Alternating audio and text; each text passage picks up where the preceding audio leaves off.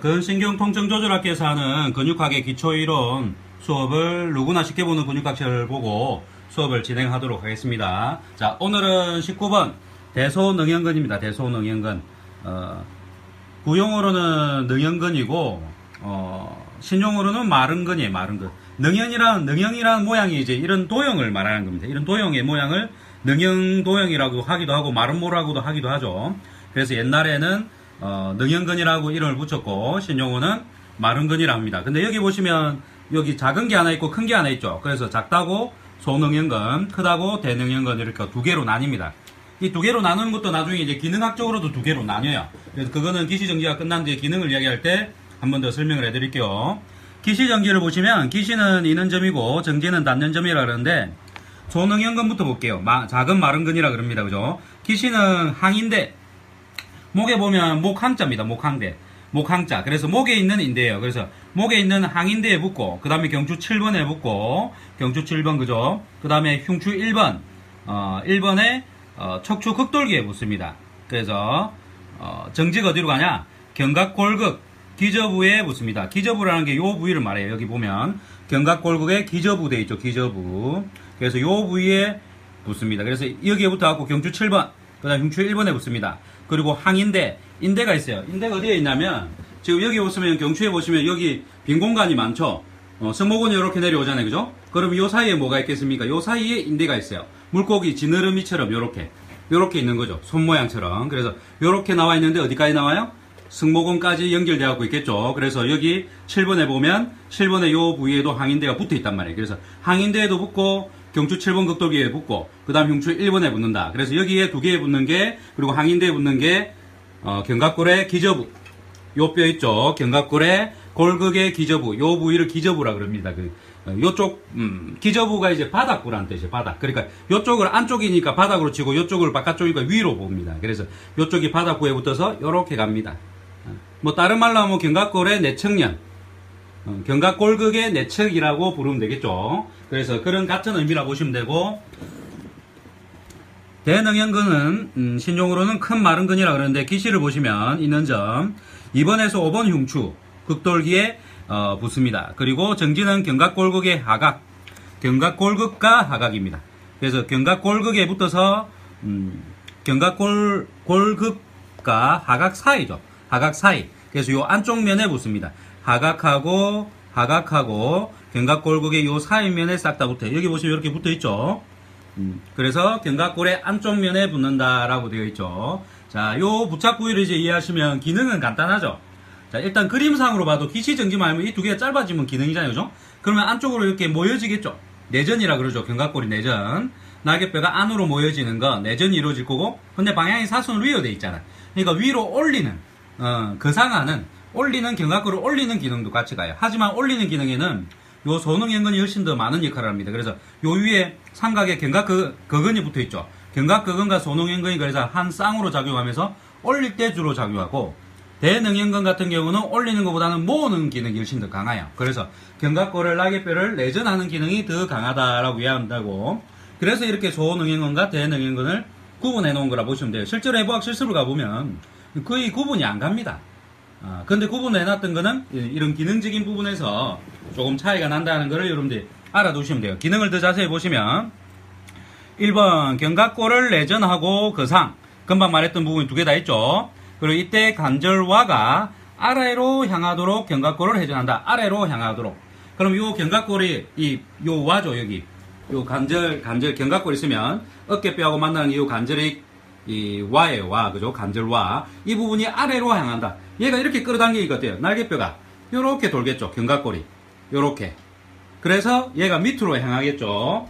그 말을 뜻해 놓은 거고, 이번에 보시면 상안의 사용 시 견갑골이 튀어나오는 것, 이걸 뭐라 그래요? 윙잉 스카폴라. 이 말 많이 하죠. 이거를 방지하고 특히 팔굽혀기 동작같이 저항이 있을 때 강하게 작용합니다. 그래서 팔굽혀기를 한다든지 상안을 움직일 때 얘가 힘을 줬을 때 딱 붙게 도와주는 게 뭐예요? 뒤쪽에서는 능형근, 옆에서는 누가 도와주죠? 정거근. 날개뼈에 붙었고 정거근이 탁 잡아주고 얘가 잡아주고. 그래서 정거근이 약해도 윙잉 스카폴라가 되고, 능형근이 약해도 윙잉 스카폴라. 날개뼈가 이제 뜨는 거죠. 날개처럼. 그래서 그런 증상들이 생기는 것을 예방하는 근육이다라고 이해하시면 됩니다. 그리고 3번에 보면 한쪽의 능형근들은 앞면의 반대쪽으로 가게끔 척추를 회전시키는데 기여한다라고 되어 있죠. 이 얘가 어떻게 되겠어요? 척추뼈가 이렇게 반대쪽으로 돌아버리면 얼굴이 또 반대로 이렇게 돌겠죠. 그래서 이 흉추의 회전과 함께 앞면이 돌아가는 거하고 영향이 같이 있단 말이에요. 그래서 능형근 양쪽의 밸런스가 틀리면 하나가 길고 하나가 짧아져 갖고 있다면 얼굴이 한쪽으로 틀어져 있다 보시면 돼요. 그러면 얼굴 비대칭인 사람들, 얼굴이 틀어져 있는 사람들, 예를 들어서 정면사진을 찍으러 왔더니 얼굴이 틀어졌다고 이렇게 바로 세우세요라는 말을 듣는 사람들은 다 어때요? 양쪽의 능형근이 두 개의 밸런스가 안 맞다라고 이해하시면 됩니다. 그래서 그 부분을 설명해 놓은 거고, 4번에 보면 양척일 때 척추의 신전을 일으킨다. 이 말이 뭐죠? 척추의 신전. 그러니까 흉추가 신전이 되니까 어떻게 되세요? 새가슴이라 표현하죠. 아니면 가슴이 이렇게 많이 튀어 나온 거. 새가슴인 사람들은 100% 다 능형근이 짧아져 있는 사람이에요. 그래서 이 능형근이 짧아져 있으면 얘가 신전이 되면서 어때요? 앞으로 튀어나가죠. 그럼 뭐게 생겼어요? 요 앞에 있는 심장의 가부를 많이 줍니다. 그래서 새가슴인 사람들은 가슴을 때리면 안 된다라는 말을 많이 하죠. 심장이 약해서 그래요. 충격을 뒤에서 등이 굽으면서 흡수를 해야 되는데 신전이 돼 있다 보니까 등이 안 굽어지는 거야. 잘. 이 근육들이 능형근이 짧아져가지고. 그래서 충격이 어디로 가서 심장이 고스란히 가겠죠. 근데 등이 굽어 있는 사람들은 어때요? 등이 잘 굽어지겠죠. 앞에 전문가 탁 치면. 그러면 충격이 어때요? 등이 굽으면서 흡수를 하겠지만 능형근이 짧아지는 사람들은 어때요? 신전이 되어 있기 때문에 후만 굴곡이 잘 안 돼요. 안 굽어져요. 앞으로 잘. 그래서 가슴을 때리거나 했을 때 충격이 심장으로 많이 갈 수 있기 때문에 옛날부터 새가슴은 가슴을 잘 치면 안 된다라고 표현을 많이 하죠. 자, 그리고 5번에 보면 경관절 160에서 180도 사이 동작에서 경관절의 굴곡 쪽보다는 외전에서 더 활성화되는 경향이 있다라고 얘기하죠. 자, 보시면 팔을 옆으로 올려보세요. 이렇게 올려보시면 160도, 여기 한 요정 그렇죠. 요게 160도고 귀에 붙이는 게 180도예요. 이때 외전할 때 훨씬 더 능형근이 작용을 하는 거예요. 그래서 이때 외전을 이렇게 하면 올렸을 때 이제 요 어깨가 충돌이 일어나죠. 요 부위에서. 그래서 이 부위가 충돌이 일어나지 않기 위해서 어떻게 해요? 견갑골을 이렇게 싹 돌아준단 말이에요. 돌아줄 때 이때 어때요? 능형근이 힘을 쓰면서 특히 160에서 180도 사이에서 능형근이 훨씬 더 활성화된다는 뜻입니다. 그 다음에 6번에 보시면 가벼운 저항과 함께 견관절을 외전할 때 견갑골을 고정하는 기능으로 견갑골을 부척추근의 연부 조직에 고정한다라고 되어 있죠. 그래서 이제 견관절이 움직여야 되니까 어때요? 능형근이 안정성을 잡아줘야 되죠. 그래서 얘가 안정성을 잡기 위해서 어때? 능형근이 힘을 빡 주면서 이 기립근이죠. 기립근에 탁 밀착을 하게끔 고정을 시켜야겠죠. 이 능형근뿐만 아니라 견갑골을 안정시키는 근육이 누가 있죠? 5개가 있죠. 그래서 우리는 이 5개를 독수리 오형제라고 부릅니다. 날개와 관련되어 있다고. 그래서 견갑근은, 능형근, 또 정거근, 그 다음에 소흉근, 성보근, 요렇게 5개. 이 근육을 조금 분석해갖고 표현하면 견갑골에서 체간에 붙는 근육이라 표현합니다. 날개뼈에 붙어서 체간에. 그래서 체간에 붙기 때문에 안정성에 관련된 근육이죠. 그래서 맨 끝에 성모근이 있고 그 밑에 견갑근근, 그 다음에 능형근, 정거근, 그 다음에 소흉근. 요렇게 해갖고 5개의 근육을 견갑골을 안정시키는 근육. 우리는 이거를 그냥 쉽게 외우려고 독수리 오형제라 표현하면서 이 5개의 밸런스를 맞추려고 노력하는 게 상당히 중요하다. 그래서 올라가는 어깨와 내려가는 어깨는 이 5개의 밸런스가 달라요. 그래서 어느 근육을 풀고 어느 근육을 이완하고 강화해야 되는지가 다릅니다. 그래서 그걸 분석해갖고 해야 되는데 그걸 완벽하게 지금 분석해갖고 뭐 운동치료하거나 재활치료 하는데 그렇게 하는 경우가 좀 솔직히 드물죠. 저 같은 경우는 이걸 다 분석해갖고 지금 근신경 통증 조절학회 3강 수업에 근육학적인 체형 교정이라 해가지고 이 테크닉을 싹 다 정리를 해놨어요. 이론하고 함께. 그래서 그런 것도 있다는 걸 다 알아두시고. 그래서 이 양쪽을 다 분석을 해야 돼요. 그리고, 능형근도 대능형과 소형근을 따로 생각해갖고 테크닉이 들어가야 됩니다. 하지만 지금 그 이론을 설명하면 또 복잡해지니까 단순하게 지금은 기초 수업이니까 요 정도까지만 생각하시면 됩니다.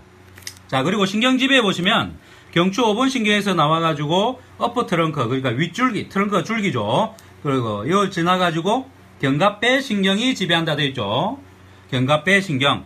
얘는 등 쪽 어깨 신경입니다. 신용어로. 견갑배 신경이 어떤 건지 한번 봅시다. 자, 보시면 견갑배 신경이 얘예요. 그래서 견갑근하고 능형근을 지배하는 신경이죠. 견갑배 신경. 그리고 옆에 보시면 뭐예요? 얘는 견갑상신경, 어깨 위 신경이죠. 그래서 극상근하고 극하근을 지배하고, 조만간 배울 애가신경, 소원근. 저번에 소원근 할 때 이야기했죠? 상하근 할 때 또 한 번 더 나올 거예요, 뒤에.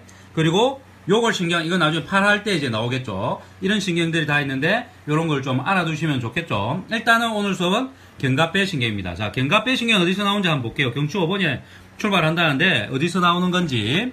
자, 보시면, 자, 경추 5번이 있죠. 경추 5번 신경에서 나와서 어디? 등 쪽 어깨 신경이라고 있죠. 오다가 여기로 해갖고 이렇게 가요.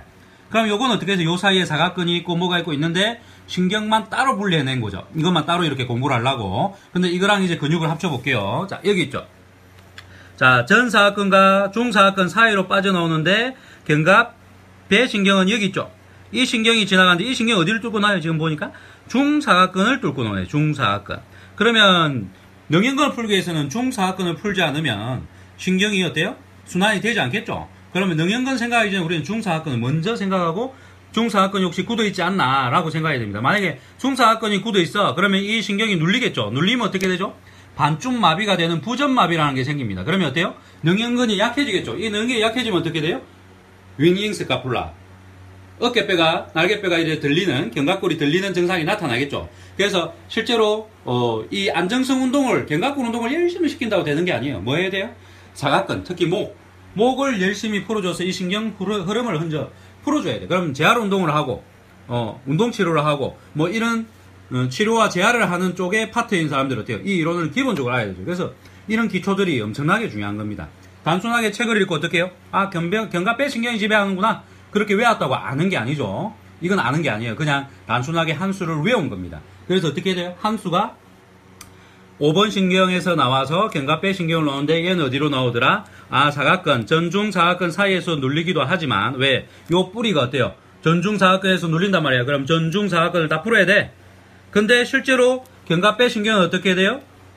중사각근에서 나와. 그럼 중사각근과 전사각근을 풀 때 중사각근을 중점적으로 더 풀어야 된다는 이론이 나오겠죠. 그리고 뒤로 지나갈 때 승모근이나 다른 견갑근은, 특히 견갑근이 아까 어때요?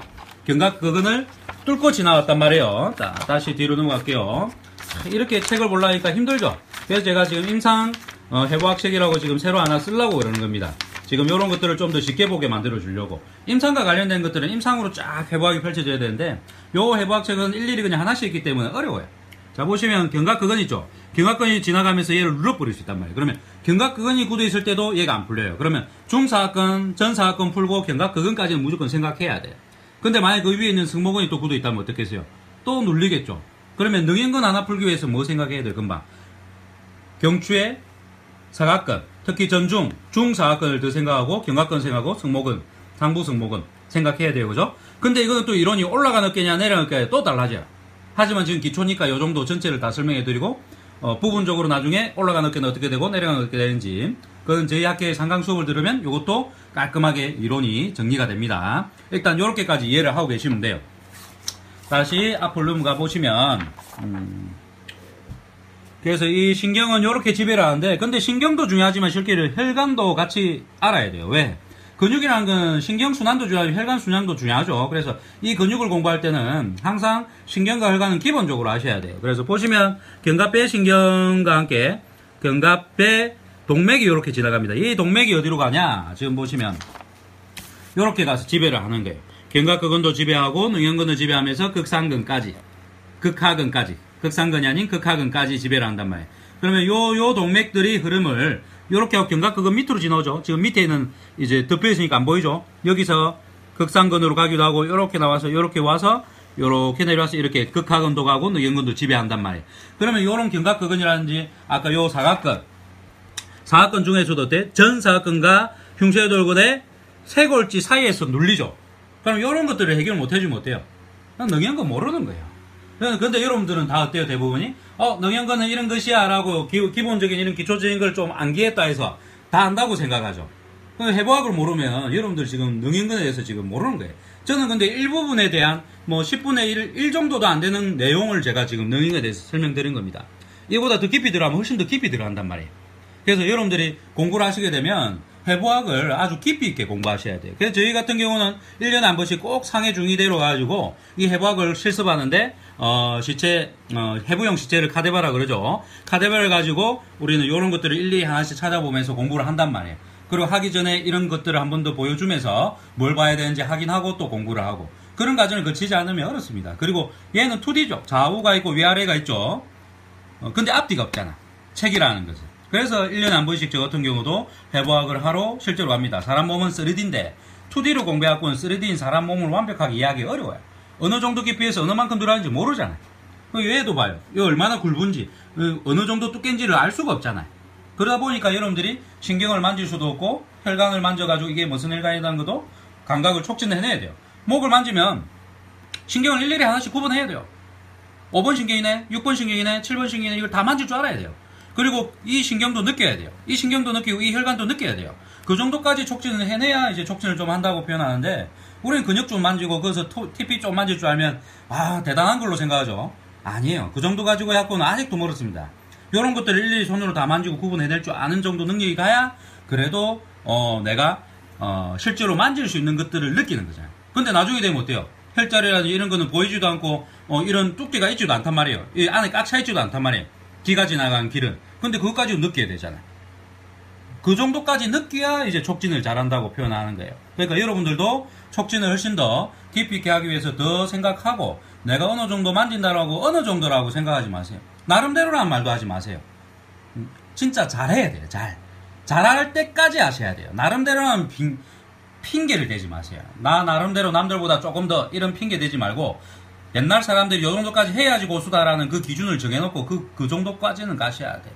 나중에 촉진이 경락이 지나가는 길까지 느껴져갖고 귀까지 느낄 정도의 감각이 생겨야 제가 볼 때는 촉진을 좀 한다라고 표현하는 게 제가 볼 때는 좀 맞는 것 같습니다. 자, 오늘 능연근 수업은 이렇게 끝내고 다음 수업은 20번 삼각근을 하도록 하겠습니다.